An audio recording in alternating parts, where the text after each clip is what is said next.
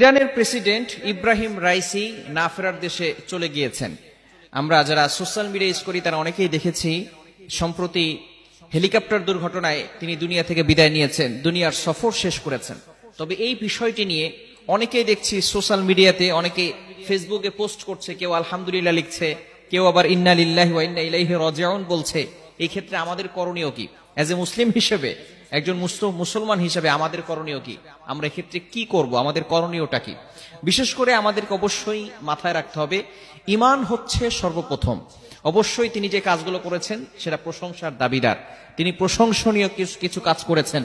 বিশেষ করে ফিলিস্তিনে, যেখানে কোনো মুসলমান রাষ্ট্র তাদেরকে কোনো সাহায্য করতে পারে নাই, সৌদি আরব এবং অন্যান্য যে রাষ্ট্রগুলো আছে তারা সেখানে কিছুই করতে পারে না, সেখানে এই ঈদুল ফিতরের সময় সেই ইরান থেকে তিনি কিন্তু মিসাইল হামলা করেছিল। এই ক্ষেত্রে অবশ্যই তিনি প্রশংসার দাবিদার। তবে আমাদেরকে সর্বপ্রথম ব্যক্তি হিসেবে নয়, আমাদেরকে মানুষের ভিতরে যে ঈমানটা আছে কিনা সেটা আমাদেরকে খেয়াল করতে হবে। মৌলিক বিষয় হচ্ছে ঈমান আছে কিনা। এই বিষয়ে কয়েকটি লক্ষণীয় বিষয় হচ্ছে, নাম্বার 1, 1 নাম্বার হচ্ছে তিনি হচ্ছে শিয়া সম্প্রদায়, অর্থাৎ যারা নবীজি সাল্লাল্লাহু আলাইহি ওয়াসাল্লামকে শেষ নবী মানেন না। আমাদের ভিতরে অনেকেই আছে যারা নিজেদেরকে মুসলমান বলে দাবি করে, কিন্তু তাদের ভিতরে ইসলাম নাই। We claim to be Muslims but we do not have Islam inside us. নিজেদেরকে মুসলমান বলে দাবি করি, কিন্তু আমাদের ভিতরে ইসলাম নাই। বিশেষ করে যে কাদিয়ানীরা যারা আছে, তারাও কিন্তু নামাজ পড়তেছে, রোজা রাখতেছে, তারাও হজ করতেছে, তারাও যাকাত দিচ্ছে, সবকিছু ঠিক আছে, কিন্তু তারা নবীজি সাল্লাল্লাহু আলাইহি সাল্লামকে শেষ নবী মানে না। তার মানে তাদের ভিতরে ইসলাম নাই।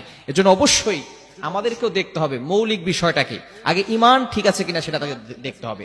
যারা শিয়া সম্প্রদায়, তাদেরকে আহলুস সুন্নাত ওয়াল জামাতের আকীদা হচ্ছে তাদেরকে আমরা মুসলমান বলে মনে করি না। এই বিষয়টি অবশ্যই খেয়াল করতে হবে।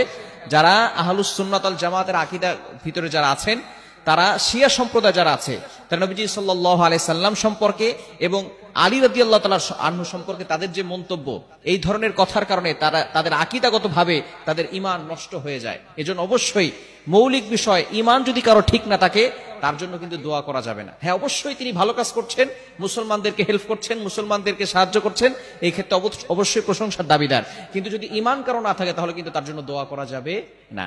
এখন তার ভিতরগতভাবে যদি তিনি আহলুস সুন্নাত ওয়াল জামাতের আকীদাকে পোষণ করে থাকে, মনে মনে যদি সেটা তিনি পোষণ করেন, তাহলে অবশ্যই আল্লাহ পাক রব্বুল আলামিন তাকে ক্ষমা করে দিবেন, তাহলে তার জন্য দোয়া করা যাবে। যদি কারো নিশ্চিতভাবে প্রমাণ থাকে কারো কাছে যে তিনি আহলুস সুন্নাত ওয়াল জামাতের আকীদার অন্তর্ভুক্ত ছিলেন, তাহলে অবশ্যই তার জন্য দোয়া করা যাবে। এজন্য অবশ্যই আপনারা যাচাই বাছাই করে বিষয়টি খেয়াল করবেন। নবীজি সাল্লাল্লাহু আলাইহি সাল্লামের চাচা আবু তালেব, তিনি কিন্তু মুসলমান হন নাই, ইসলামকে অ্যাকসেপ্ট করেন নাই, কবুল করেন নাই। তার জন্য কিন্তু ইসলামের তার যে ভূমিকা আছে, অবদান আছে, অবশ্যই সেটা প্রশংসার দাবিদার। নবীজি সাল্লাল্লাহু আলাইহি সাল্লামকে তিনি হেল্প করেছেন। এমনকি মক্কার কুরাইশরা নবীজি সাল্লাল্লাহু আলাইহি সাল্লামের উপর আক্রমণ করতে ভয় পেত, কারণ আবু তালেব আছে। কারণ তারা জানতো যদি আমরা কখনো মুহাম্মদের উপরে আঘাত করি তাহলে আবু তালেব আমাদের উপরে আঘাত করবে। এজন্য কেউ নবীজি সাল্লাল্লাহু আলাইহি সাল্লামের উপর আঘাত করতে সাহস পেত না। আবু তালেব সবসময় তার সাথে থাকতো এবং ইসলামের অনেক অবদান তার ভিতরে রয়েছে। তিনি অনেক হেল্প করেছেন, সাহায্য করেছেন নবীজি সাল্লাল্লাহু আলাইহি সাল্লামকে, কিন্তু ইসলাম কবুল করে নাই। যার কারণে বুখারী শরীফের ভিতরে হাদিস এসেছে, নবীজি সাল্লাল্লাহু আলাইহি সাল্লাম জানিয়ে দিয়েছেন, জামরাতান, 2টি জাহান্নামের আগুনের জুতা পরিধান করিয়ে দেওয়া হবে আবু তালেব তার পায়ে। এই পায়ের জ্বলন্ত আগুনের কারণে, জুতার কারণে তার সারা শরীর এমন ভাবে টকবক করতে থাকবে, মাথার মগজগুলো গরম ভাতের মতো টকবক করতে থাকবে। বোঝা গেল তিনিও প্রশংসার দাবিদার। তিনি নবীজি সাল্লাল্লাহু আলাইহি সাল্লামকে হেল্প করেছেন, বিভিন্ন সময় নবী সাল্লাল্লাহু আলাইহি সাল্লামের সাথে ছিলেন।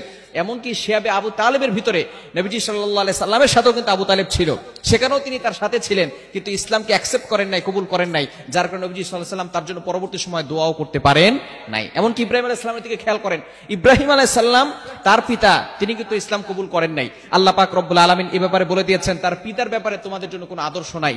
সূরা মুমতাহিনা খুলেন, 28 নম্বর পারা 8 নম্বর পৃষ্ঠা 14 নম্বর লাইন, সূরা মুমতাহিনার 4 নম্বর আয়াতের একটি অংশ আল্লাহ তাআলা বলে দিয়েছেন, ইল্লা কাওলা ইব্রাহিম আলি আবিহি লা আস্তাগফিরান্না লাক। এখানে ক্ষমা প্রার্থনা করা এবং তার জন্য আদর্শ কোনো কিছুই নাই। এজন্য অবশ্যই এটা আমাদেরকে খেয়াল করতে হবে। সর্বপ্রথম মৌলিক বিষয় হচ্ছে ঈমান আছে কিনা। যদি কারো ঈমান না থাকে তাহলে কিন্তু তার জন্য দোয়া করা যাবে না। হ্যাঁ, যদি কেউ নিশ্চিতভাবে জেনে থাকেন তিনি সেই আহলুস সুন্নাত ওয়াল জামাতের আকীদার অন্তর্ভুক্ত ছিলেন, তাহলে তার জন্য দোয়া করা যাবে। এছাড়া তিনি যে কাজগুলো করেছেন সেটা অবশ্যই প্রশংসা দাবিদার। তবে এই ক্ষেত্রে আমাদেরকে আরো একটি বিষয় লক্ষ্য করতে হবে, তার মৃত্যুতে সে কিন্তু অনেক মুসলমানদেরকে হত্যা করেছে, অনেক মুসলমানদেরকে সিরিয়ার যে মুসলমান ছিল তাদেরকে দুনিয়া থেকে বিদায় করে দিয়েছে, অনেক সুন্নিদেরকে হত্যা করেছে। সে কিন্তু এই ধরনের মুসলমানদেরকে দুনিয়া থেকে বিদায় করে দিয়েছে। সুতরাং এই জন্য এখন আবার বর্তমানে তার এই দুনিয়া থেকে ত্যাগ করার পরে বিশেষ করে ইহুদি যারা আছে, আমেরিকা, ইসরায়েল এবং ইহুদিরা ঈদ উদযাপন করতেছে। আমরা আবার ইহুদিদের মতো ঈদ উদযাপন করব না। বিশেষ করে তার আকীদা যদি ভালো হয়, সে যদি মনে মনে আল্লাহ তাআলাকে আহলুস সুন্নাত ওয়াল জামাতের আকীদার অন্তর্ভুক্ত হয়ে যায়, তাহলে তার জন্য দোয়া করতে পারি, এছাড়া কিন্তু তার জন্য দোয়া করা যাবে না। এজন্য আবেগ দিয়ে নয়, ইমোশন দিয়ে নয়, এটা ইসলামটাকে অবশ্যই হাকিকত দিয়ে এবং প্রকৃতপক্ষে যাচাই বাছাই করে এরপরে কিন্তু আপনাকে পালন করতে হবে। আল্লাহ পাক রব্বুল আলামিন আমাদের সকলকে এই বিষয়টি বুঝার তৌফিক দান করেন।